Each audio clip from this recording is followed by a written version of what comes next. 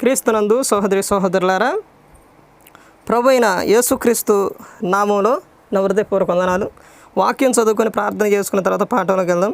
పేతురు గారు రాసిన 2వ పత్రిక 1వ అధ్యాయం 2వ వచనం. తన మహిమను బట్టియు గుణాతిశయమును బట్టియు మనలను పిలిచిన వాని గూర్చిన అనుభవ జ్ఞానమూలముగా ఆయన దైవభక్తి జీవమునకును భక్తికిని కావలసిన వాటినన్నిటినీ మనకు దయచేయుచున్నందున దేవుని గూర్చినట్టియు మన ప్రభు అయిన యేసును గూర్చినట్టియునైనా అనుభవ జ్ఞానం వలన మీకు కృపయు సమాధానమును విస్తరించును గాక. ప్రార్థన చేసుకుందాం. పరలోకమందున్న మా తండ్రి, పరిశుద్ధ ప్రేమగల తండ్రి, గొప్ప తండ్రి, యెహోవా తండ్రి, అయా మీకే లెక్కలే స్తుతులు స్తోత్రాలే తండ్రి. వాక్యం బోధించుండగా లోక సంబంధమైన జ్ఞానంతో కాకుండా తండ్రి మీ జ్ఞానంతో మాట్లాడే భాగ్యం దయచేస్తారని మా ప్రభువైన యేసుక్రీస్తు నామమున వేడుకుంటున్నాం తండ్రి, ఆమేన్. ప్రభువైన యేసుక్రీస్తు నామములో నా హృదయపూర్వక వందనాలు. యెహోవా తండ్రి కుమారుడు యేసుక్రీస్తు ప్రభువారు ఈ లోకానికి వచ్చిన తర్వాత ఆయన మొట్టమొదటిగా చెప్పిన మాట, పరలోక రాజ్యం సమీపిస్తుంది కనుక అందరూ కూడా మారు మనస్సు పొందాలని చెప్పారు. అజ్ఞాన కాలమున దేవుడు చూచి చూడనట్టుగా ఉండారు, కానీ ఇప్పుడు అందరూ అంతటను కూడా ఏం పొందాలి? మారు మనసు పొందాలి. నీ మనసు మారితేనే నీ క్రియలు మారుతాయి. అమ్మా, అయ్యా, మీరు ఇది ఇలా చేయకూడదు, ఇదిగో వాక్యానుసారంగా చేయాలని అంటే చెప్పినప్పుడు బాగానే ఉంటుంది అంటారు. తర్వాత ఏం చేస్తారు? వాళ్ళ ఇష్టానుసారంగా చేస్తారు. అంటే వాళ్ళ మనసు మారట్లేదు, వాళ్ళ మనసు మారలేదు. నీ మనసు మారితేనే నీ క్రియలు మారుతాయి. నీ మనసు మారితేనే నువ్వు పరలోకానికి చేరతావు. అంశం పాఠం పేరు నిత్య రాజ్యంలో ప్రవేశం సమృద్ధిగా అనుగ్రహింపబడాలి అంటే ఏం చేయాలి? నిత్య రాజ్యంలో ప్రవేశం కావాలంటే ఏం చేయాలి? నిత్య రాజ్యంలో ప్రవేశం ఎలా సమృద్ధిగా కావాలంటే ఏం చేయాలో ఇక్కడ చెప్తున్నారు. చూడండి ఏమని చెప్తున్నారు. మనం చూస్తే 4వ వచనం చూస్తే, ఆ మహిమ గుణాతిశయములను బట్టి ఆయన మనకు అమూల్యములను అత్యధికములనైన వాగ్దానములను అనుగ్రహించి ఉన్నాడు. దురాశను అనుసరించడం వలన లోకమందున్న భ్రష్టత్వమును ఈ వాగ్దానముల మూలముగా మీరు తప్పించుకొని దేవ స్వభావమునందు పాలివారగునట్లు వాటిని అనుగ్రహించెను.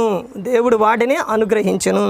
తర్వాత 5వ వచనం చూస్తే, ఈ హేతువు చేతనే మీ మట్టుకు మీరు పూర్ణ జాగ్రత్త గలవారై ఉండాలి. నిత్య రాజ్యంలో ప్రవేశం మీకు సమృద్ధిగా దొరకాలి అని అంటే ఇక్కడ చెప్పిన క్వాలిటీలు ప్రతి ఒక్కరిలో కూడా ఉండాలి. ఏంటయ్యానంటే, విశ్వాసమునందు సద్గుణమును, సద్గుణమునందు జ్ఞానమును, జ్ఞానమునందు ఆశానిగ్రహమును, ఆశానిగ్రహమునందు సహనమును, సహనమునందు భక్తిని, భక్తి యందు సహోదర ప్రేమను, సహోదర ప్రేమ యందు దయను అమర్చుకునడి. ఇవి మీకు కలిగి విస్తరించిన ఎడల అవి మన ప్రభువైన యేసుక్రీస్తును గూర్చిన అనుభవ జ్ఞాన విషయంలో మిమ్మును సోమరులైనను నిష్ఫలులైనను కాకుండా చేయును. ఇవి కలిగి ఉండాలి. ఈ లక్షణాలు అనేది ప్రతి ఒక్కరు కూడా కలిగి ఉన్నప్పుడు నిత్య రాజ్యంలో ప్రవేశం అనేది దొరుకుతుంది. ఈ లక్షణాలు కలిగి ఉండాలి. ఇవి ఎవనికి లేకపోవునో వాడు తన పూర్వ పాపములకు శుద్ధి కలిగిన సంగతి మరిచిపోయి గుడ్డివాడును దూరదృష్టి లేని వాడగును. అందువలన సహోదరులారా, మీ పిలుపును ఏర్పాటును నిత్యము చేసుకున్నట్టుకు మరి జాగ్రత్త పడుడి.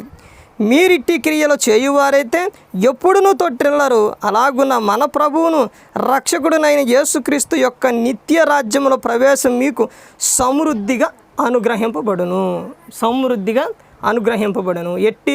ఇట్టి క్రియలన్నీ చేసినప్పుడు, పైన చెప్పబడిన క్రియలన్నీ మీరు చేసినప్పుడు నిత్య రాజ్యంలో ప్రవేశం అనేది దొరుకుతుంది.